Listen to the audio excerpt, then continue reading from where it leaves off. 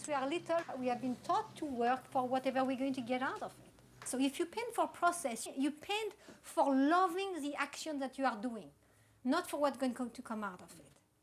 To love the action that you are doing, you have to find an action that is completely carrying and completely fulfilling the expression you need at that moment. It felt good putting it on, and then when I step back, it seems like it doesn't. I've got a solution for you. What's that? Put the paint on, but don't step back. I'm serious. There's two different yous here. There's a you that puts the paint on, it's feeling okay, and then you step back, and there's a problem. So the you of process is happy. The you as the critic is what comes into play when you step back.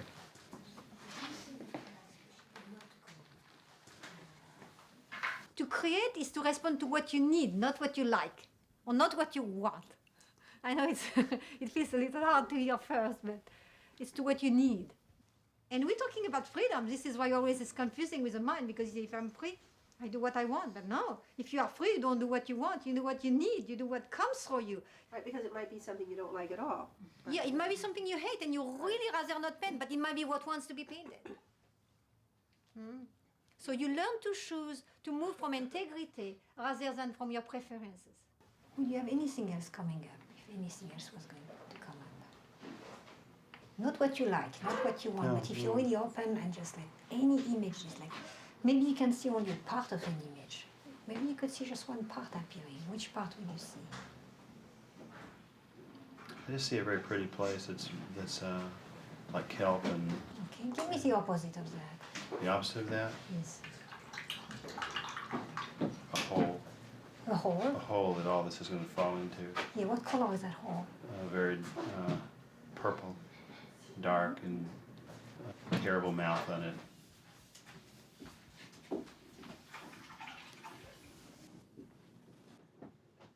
If you really dare putting that mouth as big as you saw it with the same impact, and you just go with it. Because after, if you don't do it, then you tell me I'm blocked. You block because you push something away. That's what I'm trying to have you see. Because if you go and do what came, you might find that your energy starts moving again. Would I have had the inspiration to go down below the surface and bring up this horrible monster yesterday if you hadn't said, what's down there? I mean, what's missing in my intuition that allows me to ask those kinds of questions? We sense that inside of you there is a part that's not quite expressed, so we ask questions. Engaged, yeah. But after we have done that, after you have done that for yourself, it just comes on its own. Because you paint things you could never have think of doing. I mean, I don't think one of my painting I could have think of doing it. I never could have thought.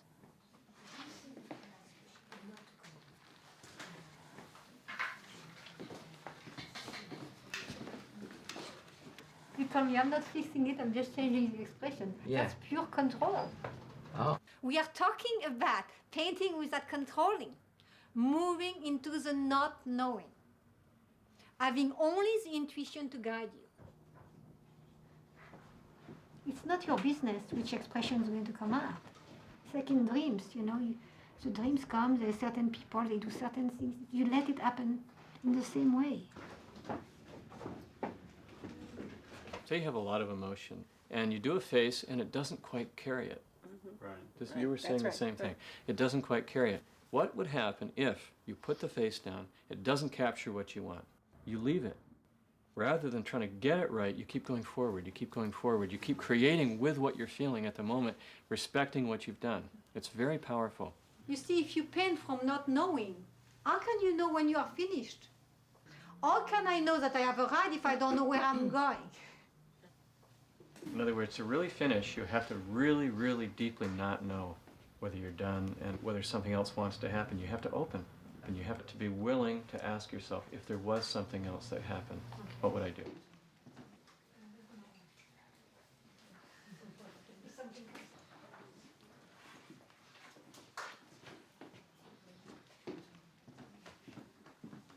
You know, at the end, we really want to try to squeeze out the last drop. Last drop of And see, but I'm now concerned about covering up things. It's like, yes, but you know, you don't want to cover it. that's right. That's why. So I have no paper left. No, it's just narrower. The place you can go is just narrower.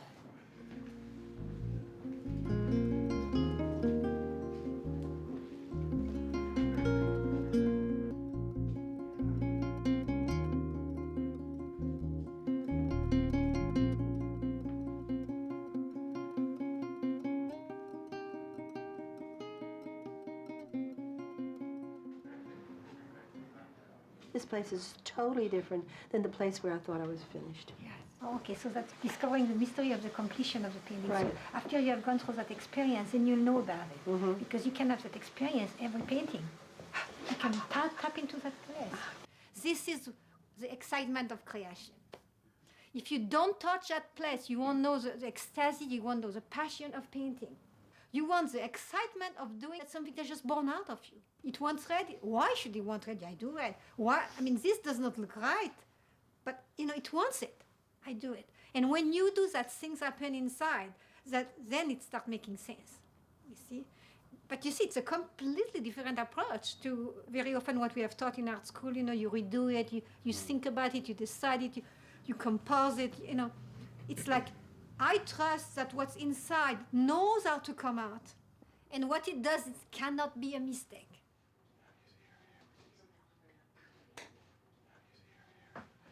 So you told me something was going to happen to the heart, you remember? Turn black. Yeah. Huh. I didn't say it. Right. It came out of you completely, Okay. right? Yeah, I mean, it's not that you have to do it, but if when you told it to me, you had a real feeling it was really coming out, then it's good to do it because it's your intuition giving you that.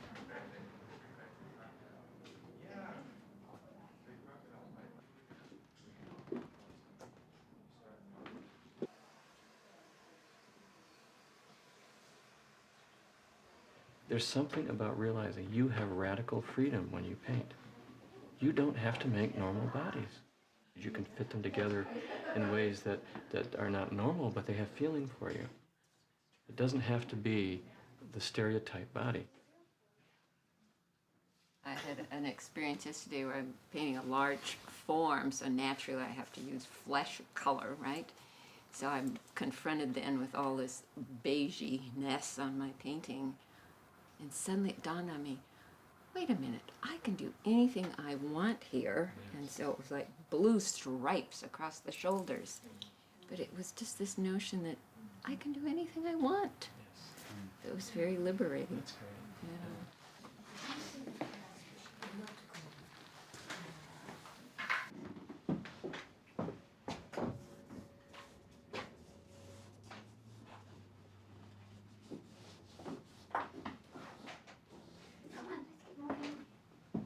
I'm finished, I think. Don't conceptualize it too much. Simplicity. Huh? The most simple, the most power. You don't need to be original. You already have your own voice.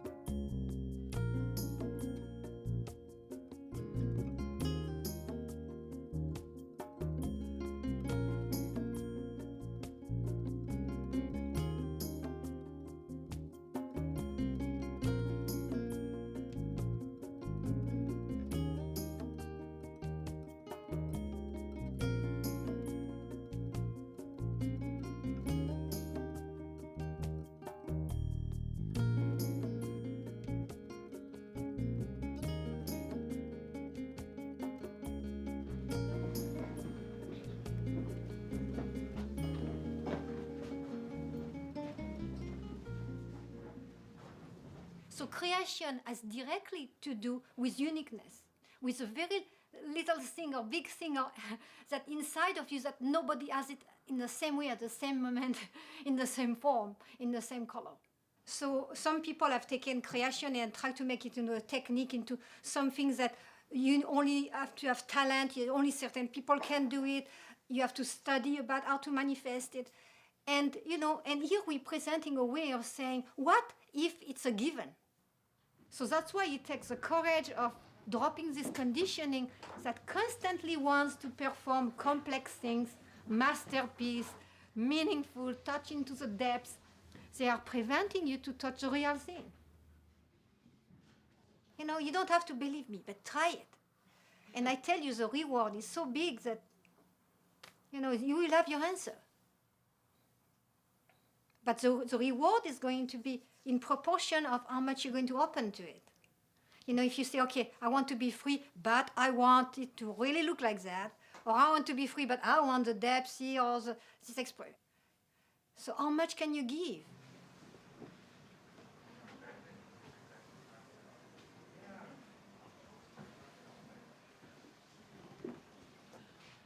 What if we started one together? How would you feel about that if we took a new piece of paper and just looked at it together and just to see if there's any direction that might kind of carry you, that it might be of interest for you to begin with?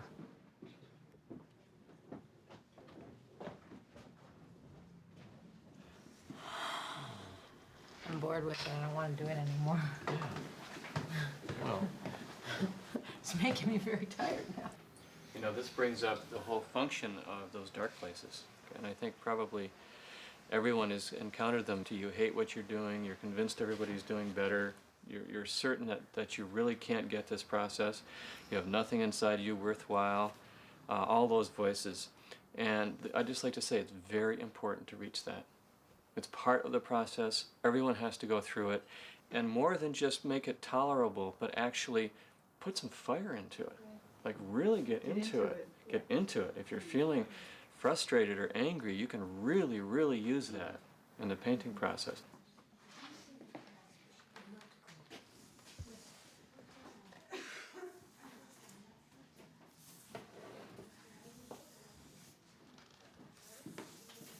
So you did that, which is very good, but immediately your mind comes and says, I hate that.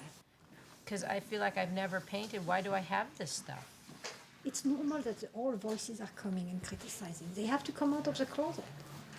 If not, to come out, they have to pass through you in front of your nose.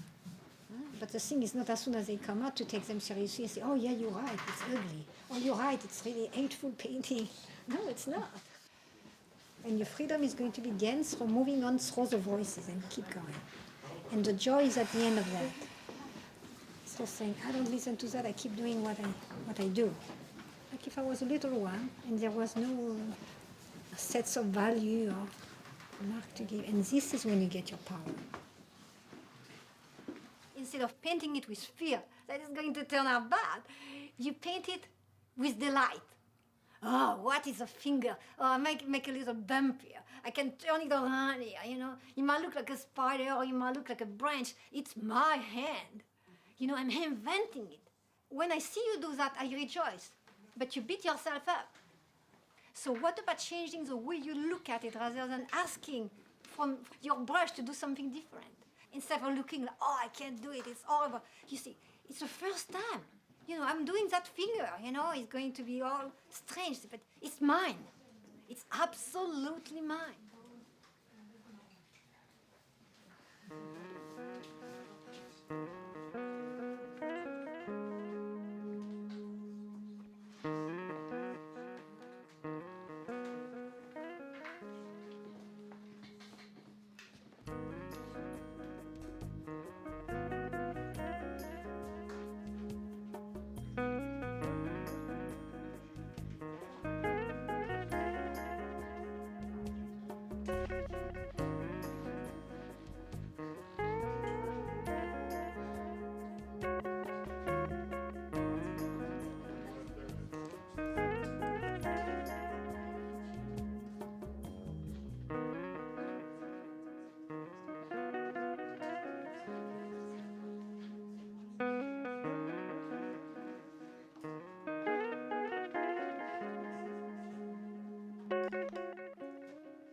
know what's there in my shadow? Insipid, Middle Western, absolutely bland, totally devoid of interest, totally devoid of anything worthwhile, pink bows. God, how am I going to stand this? I hate this. I cannot tell you, Stuart. Wonderful. Stay right with us. Stay right with us. I know it seems absolutely meaningless to do this, and that you're just doing it because I'm standing here. And you're Yes. such a creep. It's just my job. I'm sorry. And he could laugh at me and really make it bigger, right? And we just got into how totally insipid everything inside of me was. And in that exchange, then I could come to a place of, well, there it is. And come in today and paint just a line and feel total satisfaction in that. So what I'm seeing this morning is there's something behind the judgments of that dark place in myself that is simplicity in a way that I never experienced it in my life. So in a way, we want to reconnect with a space that we had as little children, because this is a pure space where the contact is total and natural.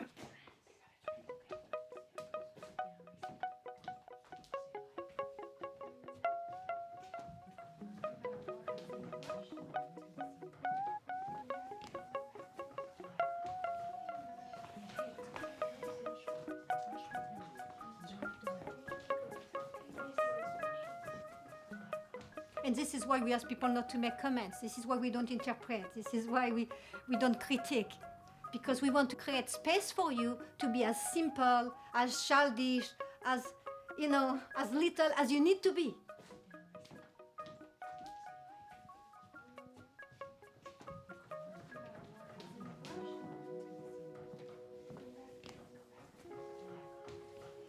It is so important this day to understand how creativity works, why it is there, why we need it, how it is part of the gift of life. And it is too bad not to use it.